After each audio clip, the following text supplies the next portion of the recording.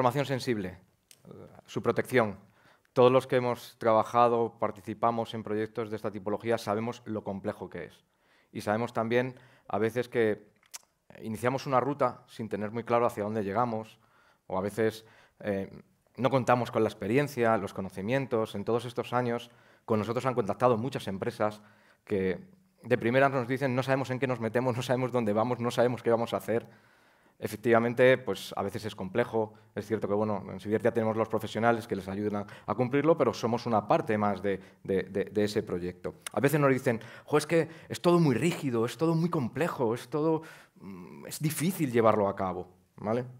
Bien, ¿qué venimos a traeros aquí? Venimos a traer nuestra visión, pero no solamente es una visión nuestra, es una visión global en la cual se busca cierta flexibilidad. ¿Flexibilidad por qué? Porque todos aquellos que habéis trabajado con información sensible, especialmente con el ámbito de información clasificada, nos ceñimos a unas normas o a unos procesos, pero ¿por qué no flexibilizarlos? ¿Por qué? Porque las inquietudes de todos no son iguales, no son las mismas. Los sistemas no son los mismos.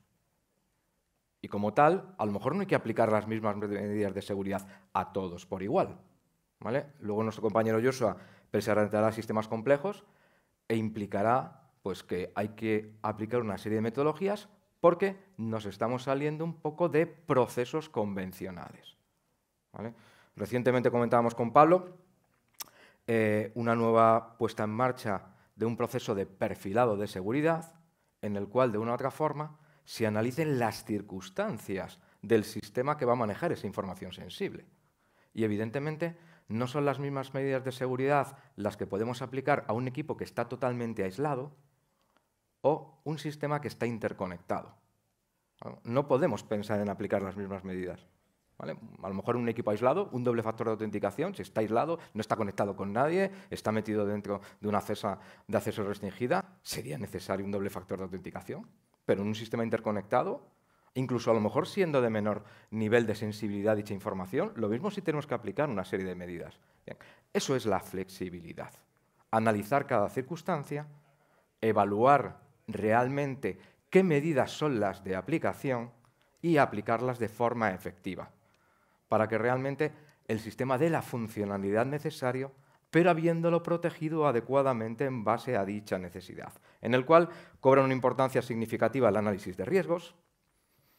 Tenemos que evaluar realmente con quién nos comunicamos, con quién no nos comunicamos, cómo se va a utilizar ese sistema, cuál es el propósito del sistema, ¿vale? Y eso nos va a generar una hoja de ruta, que luego hablaremos de ello. Y esa hoja de ruta tiene mucho que ver también con esa declaración de cumplimiento, ¿vale? En el cual pues, el Centro Criptológico Nacional habrá evaluado posteriormente, tras un proceso de ciclo seguido con una inspección, en el cual se determinará que realmente el sistema cubre las necesidades de seguridad esperables para dicho sistema. Pero la primera parte será vuestra. Vosotros tendréis que inicializar un proceso y un procedimiento para declarar ante el Centro Criptológico Nacional ese proceso. Bien, ¿eso qué es? Pues ese ciclo que estamos comentando, que finaliza, digo finaliza, aunque luego lo matizaremos con esa declaración de cumplimiento en el cual se determina por parte de la autoridad competente para ello que el sistema está preparado para el manejo de esa información correspondiente. Se inicia mediante un procedimiento en el cual comunicáis, mediante una declaración de intenciones, cuál es el propósito del sistema. Se lo comunicáis ante la autoridad, decís el sistema se va a utilizar con este fin. Estas son las circunstancias que rodean a dicho sistema, estas serán las formas de comunicación, este es mi objetivo fundamental. Y habré hecho un breve análisis. La pandemia vino a cambiarlo todo. Evidentemente cambió nuestras vidas, pero también cambió una de las cosas muy importantes, que es el acceso a la información sensible. Hasta hace unos años era impensable el teletrabajo incluso para el acceso a información de difusión limitada. Sin embargo, tanto la Oficina Nacional de Seguridad como el Centro Criptológico Nacional emitieron una serie de documentos en el cual determinaron la importancia de flexibilizar determinados elementos. Y uno de ellos era la capacidad de teletrabajo para difusión limitada. ¿Vale? Es decir, fijaros que ha habido flexibilidad por todas las partes. Con lo cual, evidentemente, hay una serie de capacidades que antes no pensábamos y, sin embargo, se han incluido en ellos. Evidentemente, va en función del nivel de clasificación de la información, no vale para todos los niveles de clasificación. Entonces, en ese proceso de declaración de intenciones que comentamos, una de las cosas es, ¿voy a hacer uso de estos accesos remotos para poder acceder de forma remota a dicha información? ¿Qué medidas son las que quiero aplicar? Oye, es que voy a tener interrelaciones, voy a tener accesos. ¿Voy a aplicar alguna metodología de protección de la información basada en IRM? Bien, eso es lo que contendrá dicho documento de declaración de intenciones. A través de declaración de intenciones, lo que estoy manifestando ante el Centro Criptológico Nacional básicamente es, esta es mi inicio de mi hoja de ruta. Y a partir de ahí, el Centro Criptológico Nacional determinará realmente cómo es el siguiente paso del proceso. ¿Vale? Va a cambiar un poco la cuestión, porque hasta ahora estamos acostumbrados con una serie de documentos, del CO, del DRE, del POS, ¿vale? Va a cambiar. Sabéis que hace un tiempo hubo un cambio en la guía CCNSTIC 301, donde había una declaración de aplicabilidad en el cual determinaba qué medidas tengo que aplicar, qué no tengo que aplicar. Bien, eso se va a transformar también posteriormente en la aparición de una nueva metodología de documentación. La iremos viendo poco a poco a lo largo del año que viene, iremos viendo también esa transformación en el cual vamos a alinear todo ese planteamiento de cómo quiero aplicar la seguridad, cómo voy a proporcionar la seguridad, cómo voy a trabajar con la seguridad y aplicar los procedimientos operacionales adecuados basada en esa necesidad del sistema y en esa declaración inicialmente de intenciones y la declaración de aplicabilidad que contempla la guía CCNSTIC 301. ¿Qué tenemos? Evidentemente, al final, el objetivo último es saber que el sistema es seguro y vale con el propósito para el cual está diseñado. ¿Vale? No obviemos el hecho de que habrá inspección, ¿correcto? Necesitamos que haya inspección porque es una verificación final del sistema. Lo que pasa es que la inspección se puede realizar de dos formas diferentes. Una inspección con una vía más tradicional, que es una inspección al uso, que muchos de vosotros ya conocéis, pero puede haber una inspección más continua, una inspección de acompañamiento, en el cual, desde el minuto 1 en el cual se está montando el sistema, y con esa declaración de intenciones hacia el Centro Criptológico Nacional, lo que estamos haciendo es evaluando desde el momento en el cual se está montando dicho sistema, que ese sistema está siendo seguro. Se están aplicando las medidas adecuadas. ¿Vale? El Centro Criptológico Nacional determinará la existencia de unas empresas de acompañamiento para todos aquellos sistemas complejos, como lo que luego nos comentará nuestro compañero Joshua, apoyen desde el principio para garantizar que esos sistemas, que inicialmente tienen una serie de funcionalidades que no estaban previstos en nuestras mentes hace unos años, pues se aplican las medidas de seguridad adecuadas. No hace mucho, tampoco, cuando hablamos de mucho, 2 años o 3 años, apareció una guía, que es la guía CCNSTIC 220, de centro de datos virtuales. ¿Vale? La implementación de un centro de datos virtuales para el manejo de información sensible tiene también sus casuísticas y tiene también sus medidas de protección a aplicar. Está admitido, pero está admitido bajo una normativa. Si no lo hacemos adecuadamente, pues evidentemente no vamos a superar ese proceso de declaración de cumplimiento. Bien, una empresa de acompañamiento es aquella que te va a permitir conocer bien, asesorarte y aplicar adecuadamente esas medidas de seguridad para que el proceso de declaración final de validez del sistema pues parta desde la base inicial de una buena metodología de implementación segura. Bien, esa es la idea. Entonces, tenemos por un lado una línea más tradicional basado en un procedimiento más convencional de analizo el equipo, se emite y se evalúa esa declaración, pero tenemos otra que es un proceso continuo, una línea que es un poco más rupturista porque se está pensando en la seguridad desde el principio y se está pensando en la seguridad en un modelo evolutivo. ¿Vale? Luego hablaremos de la teoría de las 3 tablas y veremos en qué consiste esa metodología. Bien, como decía, la inspección es importante.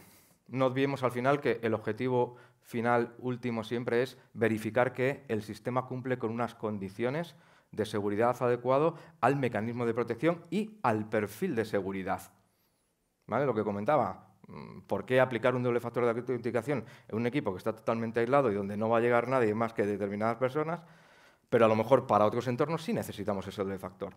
O a lo mejor necesitamos aplicar una tecnología de IRM cuando tenemos unas ciertas interconexiones, ¿vale? Eso lo determinará el perfil de cumplimiento mediante un análisis de riesgos previos en los cuales se habrá evaluado posibilidades. Pero ya digo que cada casuística habría que analizarlo según las necesidades para otorgar flexibilidades y aplicar medidas acordes a las necesidades actuales, teniendo en consideración siempre la guía CCNSTIC 301. ¿Vale? Entonces, importante, en una inspección lo que sacamos son hallazgos, defectos, hay que remediarlos. Pero la remediación a veces tiene plazos. Luego ya lo veremos, ¿vale? En difusión limitada, esto ya está experimentado. Algunas de las compañías que estáis aquí ya hemos trabajado en ese modelo de seguridad continua y somos conscientes de que no todo se puede arreglar cuando se quiere, que a veces hay que aplicar una serie de medidas que implican un impacto significativo en negocio o una inversión económica que ahora mismo no podemos desempeñar. Y se aplica una serie de medidas complementarias o compensatorias para reducir significativamente el riesgo alineado con la necesidad de trabajo de ese sistema, para que luego, posteriormente, cuando sea posible, se aplique la medida definitiva. ¿Vale? Por eso decimos que a veces no podemos aplicar la medida cuando queremos, pero sí tendremos que compensarlo de alguna forma y aplicar una medida complementaria para proteger ese sistema en el momento determinado. ¿Vale? Como decimos, hay que aplicar modelos seguros, pero somos conscientes de que la seguridad cuesta dinero. Hay que balancear esos procesos, esas aplicaciones de medidas y compensarlas de alguna forma cuando sea necesario. ¿Vale? Y esas medidas, ya digo, son importantes. Dentro de ellas tenemos las propias herramientas del Centro Criptológico Nacional que nos ayudan a monitorizar, a conocer, a evaluar de forma significativa. Una de ellas, evidentemente nos sentimos muy orgullosos de ellas, es ANA, ¿vale? Y en ANA se ha implementado un módulo específicamente que se llama de mejora continua con el objetivo de hacer ese seguimiento a la seguridad, hacer esa evolución de la seguridad basado en un modelo que lo hemos llamado, lo hemos denominado el modelo de las 3 tablas. Correcto. ¿Sí?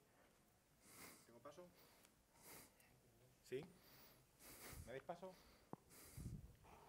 A ver, sí.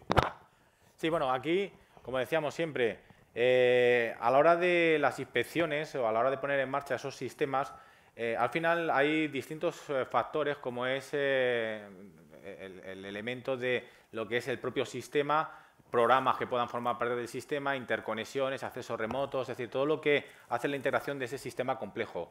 Esa información, pues al final, cuando se quede identificada, pues requiere de unos compromisos que debe adquirir la organización para llevar a cabo esa aplicación de medidas.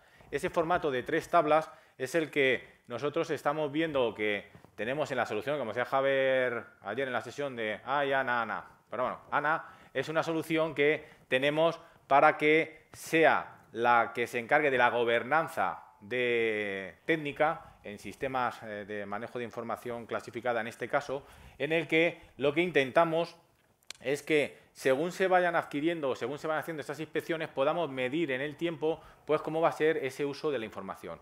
Con ello, ¿qué tenemos que ver? Estamos hablando de protección 360. Nosotros no solamente tenemos que velar por el uso de los propios usuarios que manejan el sistema, nuestro propio sistema, sino que también tenemos que velar por aquellas entidades que están accediendo, que están consumiendo la información de forma remota. Por tanto, toda esa identificación que se hace en las inspecciones y en lo que es esa evaluación continua, pues debe quedar registrado, debe quedar almacenado en una solución que permita tener control de gobernanza a la propia organización y que a la autoridad le sirva como referente para poder, a través de sus informes técnicos y ejecutivos, pues conseguir tener información de detalle de cómo va evolucionando esa mejora continua. De tal forma que en ANA lo que se intenta dentro de esa visión de 360, aquí es una simple slide donde vamos a poner cuáles son los campos principales, porque sí que en el manejo de información pues es recomendable que se implante la solución de ANA para que se pueda tener uso y manejo de esta solución,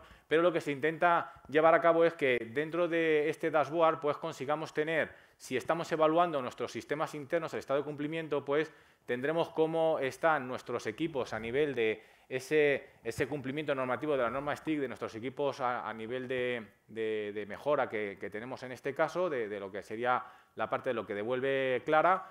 En los temas relacionados a a esos accesos remotos que vamos a tener que ceder a estas entidades que necesitan consumir la información porque externalizamos los servicios, pues tenemos a través de lo que es el Clara perfilado, pues conseguir que veamos cómo está el nivel de cumplimiento de esos equipos o de estas entidades que están accediendo a nuestra información, a nuestros datos, de tal forma que nos va a decir cuántas son las entidades que están accediendo, cuáles son los niveles de calidad que están llevándose a ejecución y cuáles son los elementos que, digamos, podrían causar un riesgo. No es bloqueante, es simplemente informativo a día de hoy. Lo que está planteando es que nos informe de cómo se está haciendo el consumo de la información por las entidades externas.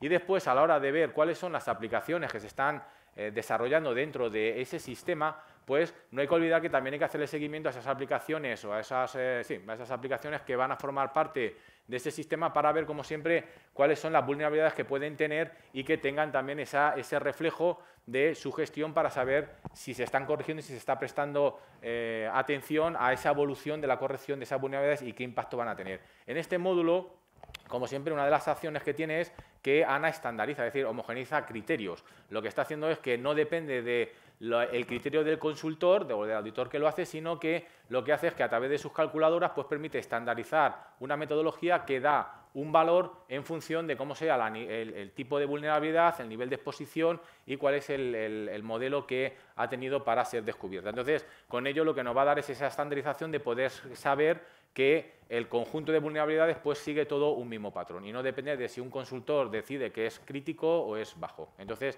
es un poco esa línea. Y después, a nivel de ese seguimiento de este conjunto, lo que sí tenemos es la parte de conjugando toda esa información, pues dentro de nuestros sistemas lo que nos va a permitir es ver cómo está el estado de esas conformidades. De tal forma que si nosotros tenemos sistemas que hemos iniciado esa declaración de intenciones, pues nos irá diciendo en qué estado está, si va evolucionando, nos va a ir diciendo cuáles son los sistemas que están acreditados y cuál es su periodo de validez y nos va a ir dando información de cómo está ese conjunto de sistemas que están manejando y consumiendo ese tipo de información.